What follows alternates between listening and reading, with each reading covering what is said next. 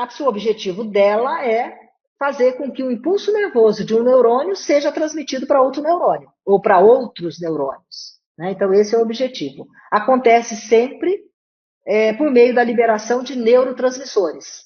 Esses neurotransmissores são produzidos lá no corpo celular do neurônio, são acondicionados em vesículas e por um fluxo que a gente chama de fluxo axoplasmático, vai ser levado, elas serão levadas então para a parte final do axônio do neurônio. Lembra que eu falei que o axônio leva o impulso nervoso?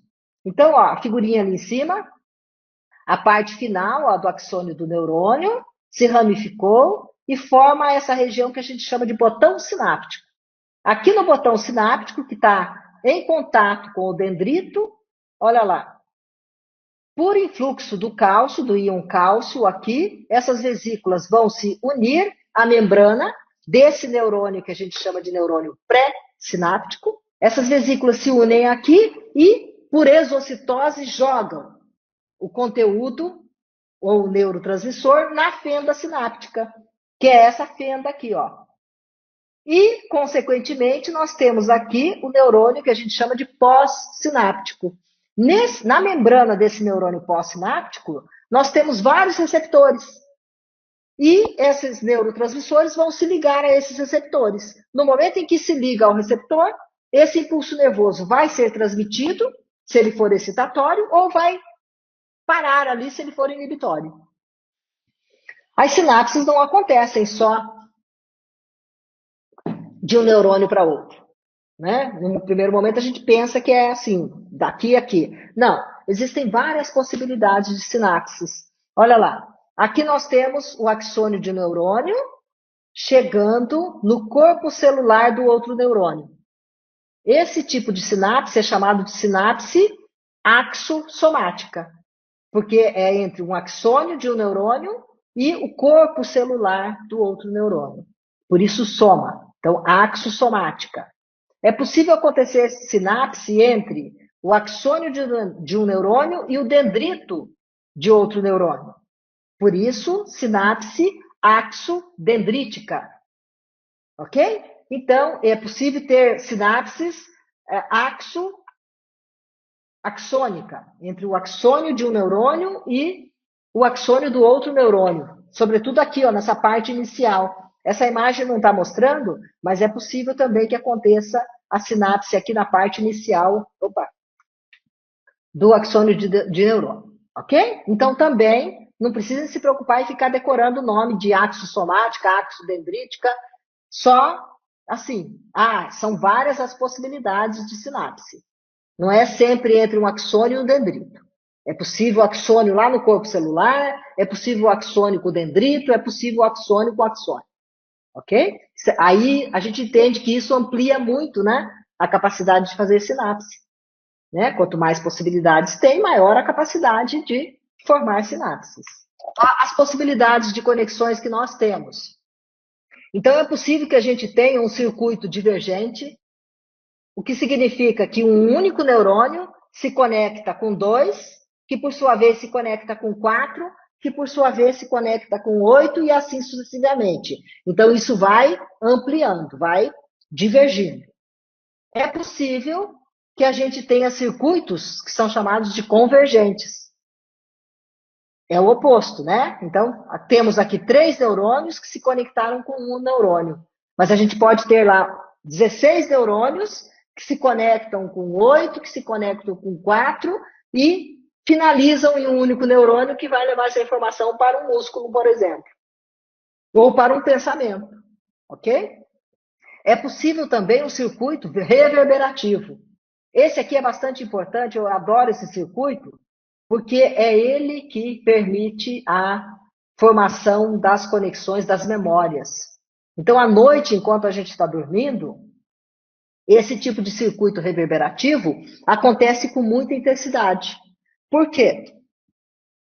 Desculpa. Porque tudo aquilo que a gente entrou em contato ao longo do dia, no momento do sono, vai acontecer um processo que a gente chama de seleção. O que vai ser jogado fora e o que vai ser armazenado. A decisão é sempre assim, vai ser armazenado aquilo que é importante do ponto de vista da razão ou da emoção, que é o que importa para a gente, não é? Coisas que não fizeram, que não mexeram com a gente, não tem por que armazenar. Porque se for armazenar tudo que a gente vê ao longo do dia, a gente não vai fazer outra coisa a não ser tentar fazer memória de tudo aquilo. Então, não, o sistema nervoso joga tudo fora. Se não fez sentido, do ponto de vista da emoção e do ponto de vista da razão, vai ser eliminado. É mais ou menos assim. Alguém chega aqui e fala para mim, qual é o telefone de fulano de tal? Aí, hoje a gente nem sabe mais de cabeça, né? Tem que olhar no celular. Mas vamos pensar que eu saiba e eu digo para a pessoa, é para lá. Ela sai daqui, vai lá e fala, o telefone de fulano de tal é pereré, pereré, pereré. E aí, para ela, aquilo não tem importância. Ela não quer guardar aquele número de telefone. E aí ela esquece. Aquilo vai ser jogado fora, porque não faz sentido para ela guardar. Ok? Então, o nosso cérebro trabalha assim. Então, à noite, durante o sono, esse circuito reverberativo acontece com muita intensidade justamente para selecionar o que vai ser armazenado e o que vai ser jogado fora. Então, ele fica reverberando as informações que fizeram sentido para vocês ao longo do dia, e aí aquilo vai ser armazenado. Aí a sinapse é feita. Aí você fala, nossa, mas é tão fácil assim? Sim, fazer a sinapse é fácil. Agora a questão vai ser quando aquilo precisa ser consolidado. E para que essa informação seja consolidada, é preciso a repetição. Então você precisa ler de novo sobre aquilo, você precisa falar sobre aquilo, você precisa explicar a outra pessoa sobre aquilo, conversar sobre aquilo, ver outros pontos de vistas, ler vários autores. E aí, então, quanto mais você fala sobre aquilo, mais aquilo reverbera à noite e o sistema nervoso entende, opa, é importante, porque isso está reverberando toda noite. Então, a sinapse se consolida e vai para a memória de longa duração. E, finalmente, aqui o circuito paralelo em descarga. Ó. Então, na verdade, o que eu quero que vocês vejam com essa imagem de conexões são as possibilidades de conexões que existem. Então, é uma rede neuronal que trabalha em conjunto, em conexão. Né? Um neurônio se conectando com outro. E quando a gente tem o estímulo, um impulso nervoso, um estímulo que gera um impulso nervoso, nós temos a conexão de uma rede de neurônios. Né? Então, não é um neurônio que se conecta, dois ou três, é uma rede neuronal que se conecta, fazendo conexões entre regiões conscientes e inconscientes e emocionais. Porque todo pensamento nosso vem, né? Vem um pensamento racional, vem uma emoção junto. Quando a gente for falar das áreas encefálicas, a gente vai retornar nisso, né? Para mostrar que, na verdade, nunca é localizado. Somente as sensibilidades básicas é que são localizadas. O restante são conexões, né? Que quando dispara, vem junto uma infinidade de informações, de acordo com a quantidade de conexões que a gente formou sobre aquele assunto. Só para fechar, por exemplo, se eu tiver que definir, falar para vocês sobre uma mesa, por exemplo. Tem uma mesa aqui, eu vou falar as características que eu sei dessa mesa. Então, como eu não sei muita coisa de arquitetura, de design, eu vou falar o básico. Isso é uma mesa, tem 4 pés, é de madeira, está pintada de não sei o quê, e pronto. Se eu chamar alguém da área, um arquiteto, um design, ele vai falar muito mais daquela mesa do que eu. Por quê? Porque ele tem muito mais informação e conhecimento daquilo, ele vai contar até a história, né, de quando aquela mesa foi inventada. Então, ele tem muito mais informação e conexão do que eu. Ok? Naquele assunto. E eu, por sua vez, vou ter mais conexões sobre sistema nervoso, por exemplo. Aqui eu deixei esses slides mais para deixar escrito mesmo sobre a importância da sinapse. Então, eu coloquei que ela constitui a base para a maior parte dos eventos de transferência de informação do sistema nervoso, a cuidade e a complexidade desses processos durante o desenvolvimento humano é que formam o substrato para as atividades superiores, como aprendizado, memória, percepção, cognição. Então, ela é, na verdade, a base de tudo isso. E ali eu deixei um artigo, é de 2013, falando sobre células da glia, mas também, assim, é um artigo bacana para quem tiver curiosidade e é só uma informação ali, ok? Não necessariamente é obrigatório que vocês leiam. Provavelmente vocês terão mais informações desse tema lá na aula de fisiologia eu acho que é mais a fisiologia que vai trabalhar a sinapse com vocês. Agora, a gente vai falar um pouquinho sobre terminação nervosa. Ó, falamos de neurônio, tipos de neurônios e falamos de receptores, né, que convertem estímulo em energia eletroquímica. Mas agora a gente precisa pensar, como são esses receptores? Onde eles estão localizados? Né? Eles são, então, as terminações nervosas que a gente chama de sensitivas ou receptores. E temos também terminações nervosas motoras. Certo? Então, vamos falar um pouquinho dessas estruturas em relação à sua localização, onde cada um deles vão estar. A gente viu que lá na sinapse tem receptor, mas nas células como um todo, nas vísceras, na pele, a gente também tem receptor. Certo? Então, ó, são estruturas especializadas, localizadas na extremidade periférica dos neurônios sensitivos, porque é o neurônio que sente, então é ele que tem que ter um receptor sensitivo para converter estímulo em energia eletroquímica. Então está lá na extremidade periférica. Por quê? Porque é a parte periférica que vai levar a informação para o sistema nervoso central. Ok? Com funções de converter estímulos, que eu já falei bastante, dor, calor, temperatura, tato, taxa de oxigênio, sensação de fome, taxa de gás carbônico, enfim, tudo quanto for estímulo, ele vai converter em impulso nervoso e encaminhar para o sistema nervoso central. Porque é o nosso telencéfalo, é o nosso córtex encefálico que vai definir o que é isso. Né? Eu posso pegar isso daqui, ó, mas estou sentindo aqui, mas o que é isso que eu estou pegando? Né? Eu senti que tem alguma coisa nas minhas mãos, mas o que é que está nas minhas mãos? Para que eu possa dizer para vocês o que é que está na minha mão, eu preciso processar essa informação, certo? Então a informação precisa chegar lá no meu córtex encefálico. Nossa, o nome é sempre indicativo. Olha lá, temos interoceptor. Íntero de interno, ou vísceroceptor, de víscera. Onde é que eles estão? Nas vísceras e nos vasos sanguíneos. O que é que eles vão fazer? Levar informação do meio interno para o sistema nervoso processar. Proprioceptores. Onde é que eles estão? No músculo, de um modo geral, fáscias musculares. As fáscias musculares são estruturas, tecidos ricos em colágeno, bastante resistente, que envolvem os músculos. Quando vocês forem estudar músculo, vocês vão ver que a gente nunca tem um músculo sozinho, solto. O músculo não trabalha sozinho. Então, é sempre grupamentos musculares. E esses grupamentos musculares estão envolvidos por uma fáscia, que vai conter esses músculos e aí eles contraem em conjunto ali dentro. Ligamentos e cápsulas articulares. Então, cada articulação sinovial, nós temos uma cápsula envolvendo. Nessa cápsula, eu tenho vários proprioceptores. E temos também éstero, de externo, né? Esteroceptores, que estão localizados por toda a nossa pele e mucosa. Vamos falar um pouquinho de cada um. Ah lá. Ali eu coloquei uma imagem, então, de várias vísceras.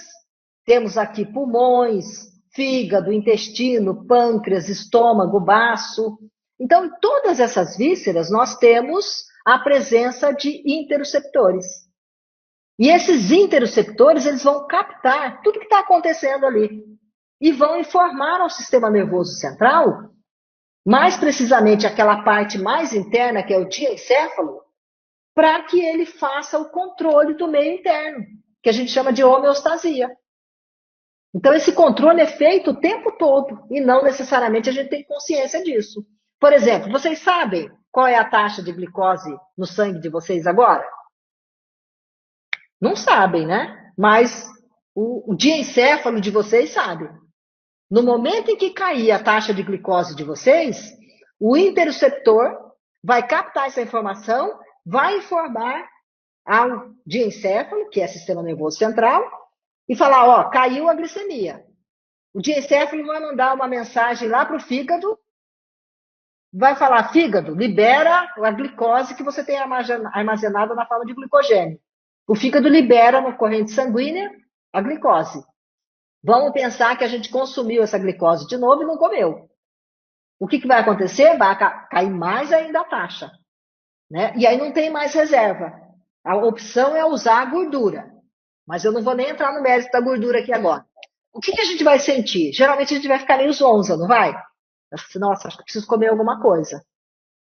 E aí a gente vai comer alguma coisa. A menos que a gente queira emagrecer e vai falar, não, eu não vou comer. Aí você vai deixar o seu neurônio metabolizar proteína, metabolizar gordura para poder obter a glicose que ele precisa. Ok? Mas do contrário, a gente vai ficar meio, tipo assim, meio fraca. Tanto que toda pessoa que passa mal e tem, assim, um mal-estar e quase desmaia, a primeira pergunta que a gente faz depois é, escuta, você comeu antes de sair de casa? Você está com fome? Se a pessoa for diabética, então nem se fala. A primeira pergunta é sempre essa, né? Você comeu? Por quê? Porque a gente sabe que a taxa de glicose é importante, certo? Mas a gente conscientemente não faz esse controle, porque nós temos ali interoceptores captando todas essas informações, concentração de oxigênio, concentração de gás carbônico, pressão arterial, glicemia, a fome, sede, dor visceral, prazer sexual, aquele prazer sexual inicial, sabe aquela coisa meio difusa? Depois ele se torna consciente, mas no primeiro momento ele é difuso. A dor visceral também é uma dor difusa. Quando a dor é externa, fala assim, ó, tá doendo aqui, tá dando pontada aqui, então eu consigo definir. Agora, quando é uma cólica renal, aí vocês vão perguntar para o paciente, onde que está doendo? Ele vai falar, está doendo tudo aqui, ó. Né? Por quê? Porque ele não consegue localizar. Então, está doendo. Ó, as meninas que têm cólica menstrual, a gente fala, onde que está doendo? Está doendo o abdômen, está doendo a lombar, está doendo as pernas. Então, é uma dor visceral. Ok? Então, ela é difusa. Certo? Então, esse tipo de interoceptor, ele tem essa função, captar todas as informações que estão acontecendo aqui nas nossas vísceras e informar ao sistema nervoso central para que uma providência seja tomada. Um exemplo bem prático. Vamos pensar que a gente. Já te dou a palavra, Antônio. Vamos pensar que a gente comeu um alimento que formou muitos gases. E esses gases começam a acumular aqui no intestino. Ó, aí a parede do intestino começa a distender. Quando ela começa a distender, ativa o interoceptor. Tem coisa errada. Se começar a distender, corre o risco de romper. E aí, se romper, o conteúdo fecal cai na cavidade abdominal e não pode. Eu estou exagerando aqui, né? Mas a dor é grande. E aí, esse interoceptor capta essa informação de distensão da parede do intestino e informa o sistema nervoso. E aí a gente vai tomar uma providência, né? Porque está doendo, aí eu vou ou fazer uma massagem, ou tomar um chá, ou vou ao banheiro, ou vou procurar um médico. Tem gente que chega no hospital de madrugada com excesso de gases, ele tem a sensação de que ele está infartando. Porque vai acumulando gás, e dói assim, ó.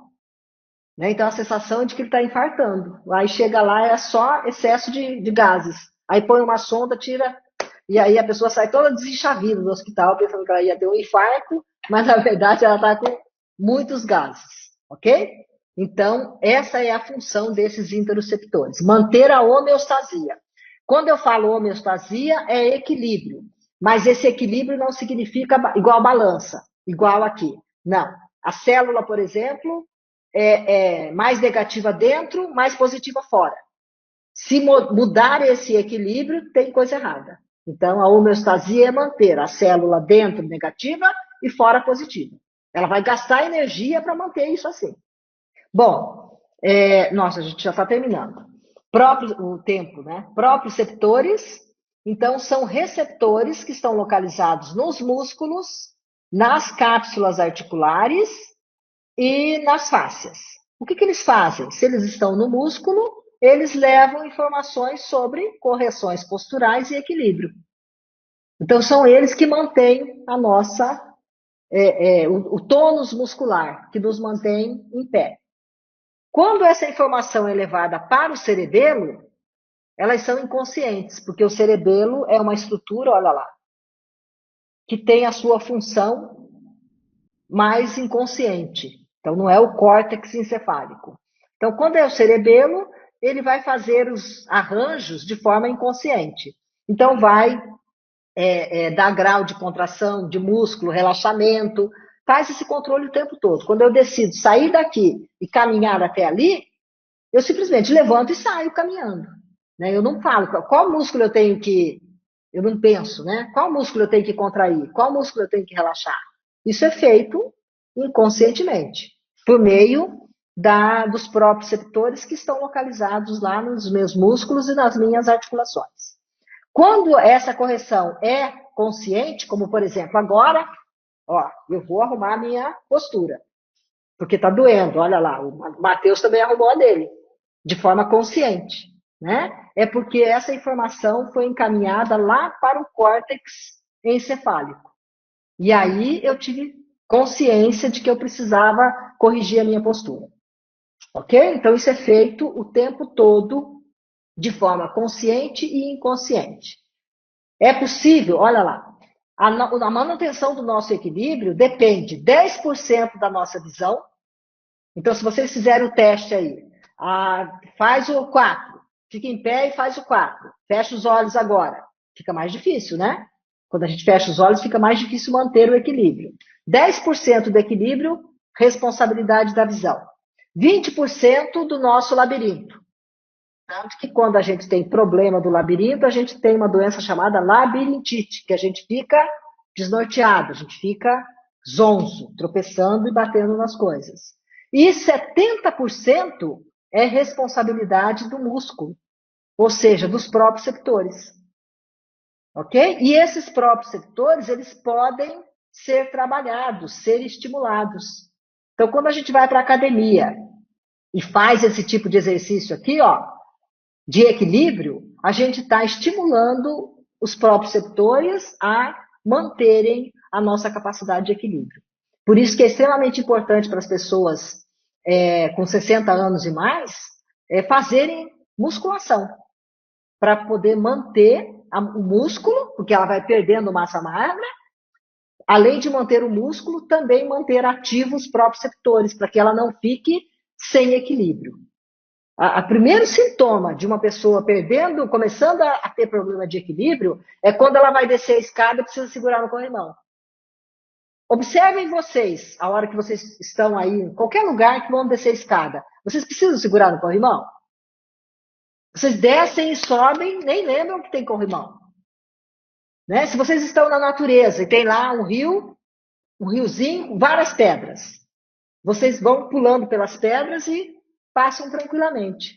Por quê? Porque os próprios receptores de vocês estão estimulados, estão ativos. Uma pessoa, conforme ela vai envelhecendo, ela deixa de estimular esses próprios receptores e aí começa a perder essa habilidade. Aí ela começa a ter dificuldade de equilíbrio. E aí começam a surgir os riscos, né? De queda, de machucar, enfim, tudo o que é ruim. Então, é possível estimular e é importante que se estimule.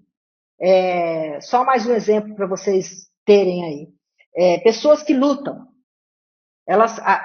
um bom estímulo desses próprios receptores também dá um bom reconhecimento do quanto o nosso corpo ocupa no espaço.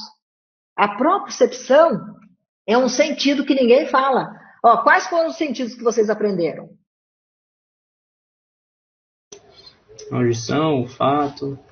Isso, vamos começar assim, senão eu me perco todo. Visão, audição, olfato, paladar e tato. 5, né? Mas todo mundo esquece de falar da propriocepção. A propriocepção é a capacidade de reconhecer o nosso corpo no espaço. Então, é um importante sentido, certo? Então, quando a gente perde a propriocepção, a gente não consegue saber qual é o espaço que pertence a gente. Sabe, quando a gente está ficando adolescente, que às vezes tem aquele estirão de crescimento, que eles ficam estabanados? É porque o sistema nervoso não conseguiu acompanhar o estirão de crescimento do músculo e do osso. E aí ainda não reconhece todo aquele monte de braço e aquele monte de pernas. E aí fica meio estabanado. Aí depois estimula e aí começa a reconhecer de novo. Ok? Então, é importante que se estimule esses próprios receptores. As pessoas que eu ia falar, lutadores, eles têm uma boa consciência corporal. Por quê? Porque ele precisa se desviar se ele está numa luta, né? E para eu saber que a mão vai vir aqui na minha direção e que eu tenho que fazer isso daqui, eu preciso ter uma boa percepção corporal. Onde é que está o meu corpo nesse momento? Ok? Então, tudo isso se estimula. O pessoal lá, não sei se vocês já assistiram Daniel San, aquele filme de karatê. Então, lá se aprende isso, né? Estimular os próprios sectores. Aqui mostrando só que as mudanças de decúbito durante o sono são feitas de forma inconsciente. Então, a gente, à noite, muda de local na cama várias vezes e não necessariamente acorda, porque essa informação está sendo captada e levada para o cerebelo. E o próprio cerebelo se responsabiliza em fazer com que a gente mude de decúbito sem acordar, para não ficar com o sono todo picado. Ok? Por que tem que mudar? Porque faz compressão. Então eu fico deitado muito tempo assim, comprime, diminui a vascularização, para de passar oxigênio e glicose. E aí o músculo fala, opa, eu tô com fome. Manda informação, cerebelo, libera aí, porque o tecido aqui está sem oxigênio e sem nutrientes. Aí a gente vira. Alivia aqui e vai comprimir do outro lado. E assim sucessivamente. Ok? Então o proprioceptor tem essa função de manter o equilíbrio e a postura, a correção postural. E, finalmente, os esteroceptores, que são, como o próprio nome fala, localizados por toda a nossa superfície corporal. Éstero de externo, septores de receptores. Então, eles estão localizados na nossa superfície corporal e captam estímulos do meio externo. Na nossa retina, captam estímulos luminosos. Os olfativos, estímulos, todos os cheiros do mundo. Então, temperatura, tato, pressão, dor, enfim, tudo aquilo que é possível de ser captado no mundo externo. E promove, então, a integração do nosso organismo com o meio ambiente. Está frio, está calor. Então, isso é informado o tempo todo. Ah, eu estou com calor agora, então vou ligar o ar-condicionado, vou abrir a janela. Ah, não, agora estou com frio. Então, vou pegar uma coberta, ok? Então, tudo isso é informado pelos esteroceptores. São de vários tipos, olha lá. Então, nós temos terminações nervosas livres, olha lá, que captam e convertem estímulos dolorosos e estímulos de temperatura, porque temperatura tanto alta ou muito baixa também é dolorosa, né? Então, se eu segurar um gelo por muito tempo, fica dolorido. Essas terminações nervosas livres significam que elas não têm nenhuma cápsula protegendo, justamente porque elas precisam captar rapidamente qualquer alteração no meio, né, que possa causar um dano ao nosso corpo. Por isso que elas são livres. Temos aqui receptores que são chamados de disco de Merkel, eles captam toque e pressão, olha lá onde eles estão localizados, também na superfície. Então, eu posso perceber um toque suave, uma pressão suave. Caso a pressão seja muito profunda, ó, eu já tenho um outro tipo de receptor, que é chamado de bulbo de Ruffini. Ele já capta uma pressão mais profunda. Aqui é, opa, está apertando demais. Né? Vai contrair vaso sanguíneo aí, vai parar de correr sangue, oxigênio, né? Vai fazer lesão de tecido. Então, não pode. Tá lá, esse aqui é mais profundo ainda, tá lá na tela subcutânea. Ó, corpúsculo de Pacini, ou Pacini. Vai captar vibração, pressão, tato. E aqui, corpúsculo de Meissner, ó, vai aparecer em regiões de pele onde não tem pelos e captam estímulos táteis, né? Mostrando que, de fato, nós temos a capacidade de enxergar com as mãos, sim, né? Então, essa história de que a gente não enxerga com a mão é mentira. Nós podemos, olha lá, pegar uma estrutura dessa daqui, ó, um passador de slide desse, e fechar os olhos, e eu posso dizer para vocês o que é esse objeto que está na minha mão por meio do toque. Porque aqui eu tenho receptores que vão me dar, por meio do formato desse objeto, a capacidade de interpretar que tipo de objeto que eu tenho na mão, dentro do meu cabedal de memórias, certo? E aqui as terminações nervosas motoras. Então, se preciso de um receptor, de uma estrutura que converta impulso nervoso em energia eletroquímica, para que o sistema nervoso central possa interpretar, nós precisamos de uma estrutura que permita também que a resposta que foi elaborada no sistema nervoso central seja encaminhada para o músculo. Músculo estriado esquelético, músculo liso ou glândula.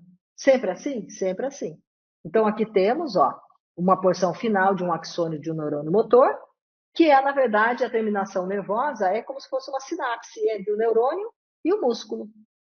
Então, isso aqui é bacana porque o músculo mantém o neurônio vivo e o neurônio mantém o músculo vivo. Se você tirar um ou outro, o outro vai morrer.